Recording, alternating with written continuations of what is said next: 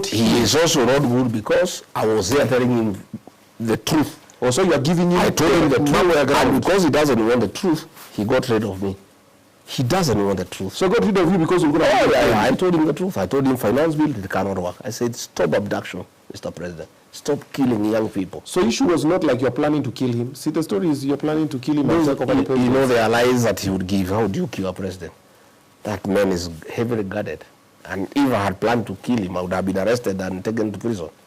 Sure. You know, even lying requires a bit of intelligence. you know, Mwai Kibaki, sometimes in 1988, when there was Mololongo here in the area, he was rigged. And he said even the rigging requires a bit of intelligence. Yeah. Please, William Ruto, Kipchumba Murkomen, even lying requires some little bit of intelligence. You know, don't just lie to Kenyans when they can see you are lying to them. How do you lie when you are with a visiting president? On TV, you lie to the people of Kenya, looking at them without blinking, that all the people who had been abducted have been related with their families when you know it's a lie. You know? Do you think he knows that he's lying sometimes? No, he knows. He knows. From I think what has happened, by the way, William Ruto has lied so much that he believes in his own lies. You know, sometimes I even wonder whether his real name is William Ruto. Sometimes I have now doubt. Is he really William Ruto? Because, you know, these lies are just too much. When you go and say you talk to Cheluget, a guy who died in 2017, oh, you Cheluget, Musijali, hata nimeketi naye juzi, tumekubaliana, hii maneno ya mashamba tumeketi na ni sawa na hiyo maneno yote nimenyorosha. And the man died in 2017. You know, I can't believe it. If this government is so bad, why were you working so hard not to get impeached from the government that you are speaking harshly against? Well, because I had not been employed by the government or by William Ruto or by members of parliament. But you knew that you were only allowed to do a few things. I was employed by the people of Kenya through a vote. Only them would fire me. I needed to stay inside so that I can try to correct things from inside.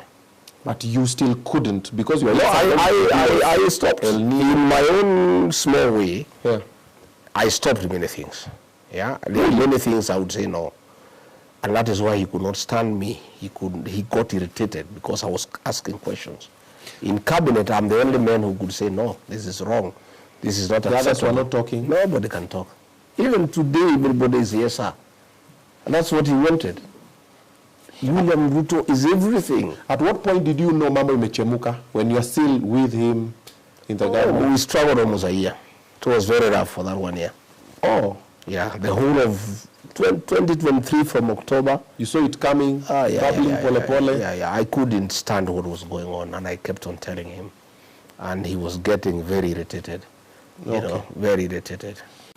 NRS has a lot of money, but it is not used for security operations. That money is the money William Ruto is using to bribe leaders. It is the money that he used to get people to impeach me. It's the money he's using to give churches 20 million. It is the money he's using for these empowerment programs. MPs are all over giving 10 million every day. You would ask yourself, where is that money coming from? These are MPs who cannot afford that money. What has happened is that, like the other day during the supplementary 10 billion shillings was allocated to NIS, ostensibly to deal with insecurity within the region. Nothing like that. All that money, because it's not accounted, there is no way you account that money, is given to NIS, withdrawn in cash and given to William Ruto for politics. The last time he was here in the mountain, he used over 1 billion shillings. NIS has money, but that money has been directed to William Ruto. Can you verify this money? But where is the money coming from? Because I ask you, this money is given in Harambes. It's not in any budget. Or maybe he saved it. How? His salary is known. No, not salary, farming, business, other businesses. No. What farming is that? We are all in farming. What kind of farming that would generate 100 million every week? You know? If you look at the amount of money that is being spent to bribe leaders, to bribe voters, this is the money from the National Treasury, siphoned through the National Intelligence Service, and given to William Ruto for politics. And there's nothing else going on in the country, by the way. exchequer issues are a problem. We don't collect enough money every week. So whatever money that is available is given priority to the National Intelligence Service. That money is given to William Ruto for politics. And I can tell you that is why you find pending bills are not being paid. Today, as we speak, teachers are suffering in schools. They have money for capitation has not been released. You know, teachers, the head teachers cannot pay for supplies. They are almost being auctioned. Help, university students are at home. Health is not working. Yet, William Ruto is busy with his principal assistant and his MPs in Harambes every day, 20 million, 30 million. This is the money that is the taxpayers' money that is being channeled through the National Intelligence Service to the president, and this is the money that is being used to do politics. The president is busy making deals and making money. He has no time to verify intelligence and to find out what is happening in the country. So he is a consumer of what Haji gives him, and he likes it that way because it's easier. He gets a report, he reads and says it's okay. But you can see, you know, how embarrassing it is. When abductions started, and we told him the abductions, he asked Haji, he said there are no abductions. The president went on TV and said there are no abductions. When everybody knew abductions are taking place, and there were videos showing people being abducted, he was told by Nuruddin there are no abductions. He said, fine.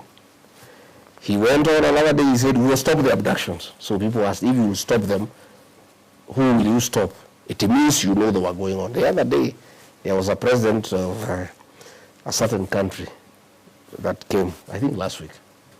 And in one of the questions he was asked about the abductions, he said, no, everybody who was abducted has been reunited with the family, yet many people have disappeared. This president is clueless. He's so embarrassing to the country because he is here. He's the president of the country. He's supposed to be so authoritative, yet he is lying to the people of Kenya in broad daylight. And he said that all these people have been reunited with their families, yet there are so many people who are missing. There are so many others who are dead. So these ones who are dead, and I was asking, probably the dead ones, he has revived them and he reunited them with the families. And probably he has that capacity because the other day in Narok, he said he has talked to somebody who died in 2017. So probably in the same way he talked to the guy who died in 2017, probably he has had a conversation with the Gen Zs who were killed, he has revived them and he rated them. You know, we are very embarrassed as a country. There's a story that the title deed for the office of the president is missing. You saw the story? I saw the story. I wouldn't be surprised. I wouldn't be surprised. These people have appetite for land and buildings, you know, serious appetite. And I don't even know how much land they want. The other day they took land for IDPs in Dabibi. The president has taken over. He's now growing wheat in that farm. That farm was for IDPs. Like the president is growing his own? Yeah, he has taken over that land in Dabibi. 5,000 acres, land that was meant for IDPs. He has grabbed it by force. And nobody can ask any question. If you go to that area in Narok, the land would be 6,000 acres, where 5 people were shot dead the other day. He has taken that land. It's in public domain. We have the information. Land from his own kinsmen, the Kipsigis. He's taken that land, you know. But my question is, here I'm only 3 acres. It's even too much, the land that I have here. What does he want to do with all this land? There is a serious appetite for public land, you know, to when they refused to bring it to the cabinet subcommittee that I chaired. Okay. And he said, usipeleke kwa hiyo mtu ya maneno mingi. It was taken direct to the cabinet without coming through the cabinet committee that I chaired. Okay. And he gave a direct approval without discussion, so we just regularized it in cabinet. And nobody could speak. Was it a legit deal, though? Of course not. It was pure theft of public funds. So they were actually selling the airport? Yeah, they were selling the airport, just like the way they have sold Bomas of Kenya. Bomas of Kenya, somebody has been given, a fellow from Turkey has been given a lease for 99 years. You know, and they are also using government money from the tourism fund to give to the guy to improve the facility. Lease it to somebody, then use government funds and give to the guy. It's pure theft. You know, Kenya now is a criminal enterprise. In fact, State House is a scene of crime. For practical purposes. Hii ni serikali tu ya ukora na biashara. And I can tell you, in another 2 years, if things go the way they are going, there will be no country. You know? Watauza country. Oh, you'll sell everything. The government, the administration of William Ruto is led by William Ruto, implemented by William Ruto, oversighted by William Ruto. Everything revolves around him. We're just there. Okay. And, you know, nothing anybody can do. That is why you find out of the 22 ministers who were appointed in the first government, 13 have been shown the door, yet nothing has changed. Because they are not the problem. The problem is one, the common denominator. Because how do you explain? Deputy President removed, replaced, nothing has changed. Attorney General removed, nothing has changed. Minister for Internal Security changed, nothing has changed. Minister for Finance changed, nothing has changed. Minister for Health changed 3 times, the health system are still not working. How do you explain what is Kenya's problem? Because if the Susan Nakumisha was a problem in the Ministry of Health, when she was changed and Deborah brought, they would have been changed. Deborah has been changed and Aden Duale has been brought, nothing has changed. Yeah? Professor Ndongo was removed as Cabinet Secretary for National Treasury. John Buddy has been brought, nothing has changed. Yeah? Professor Kindiki left Interior, Kipchumba Mokwen has come, crime is even worse. All these people who have been changed, it's a game of musical chairs. But the problem is not these ministers. The problem is the president, because he does everything in this country. Those ministers have said many times, and they are very act, because they know it's the truth, but they don't want it to be said. They are mere flower girls. The president has more advisors than ministers. But the problem is the president advises the advisors on how to advise him. You know? So it's what you call a zero-sum game. You know? Nothing can change. And I want to tell you, my friend, my good brother. Yeah. I want to tell you today, and I want you to call me for another interview. Okay. Nothing will change in this country. It will get worse. William Ruto is very persuasive. He sold us a narrative that today, when we interrogate what we were doing and saying, we wonder whether we were mad. You know, sometimes you look back to the things that you did and said, okay, and you really wonder whether you are in your right senses. But you know, some of us are very trusting. You know, we really believed this man and his narrative, and he sold it to us. You know, hook, bait, and sinker, and we bought it. And today, this country is in shit. You know, we are in a hole. Yeah, the country is almost collapsing. You know, we are in trouble with the international community. You have heard what the Americans are saying.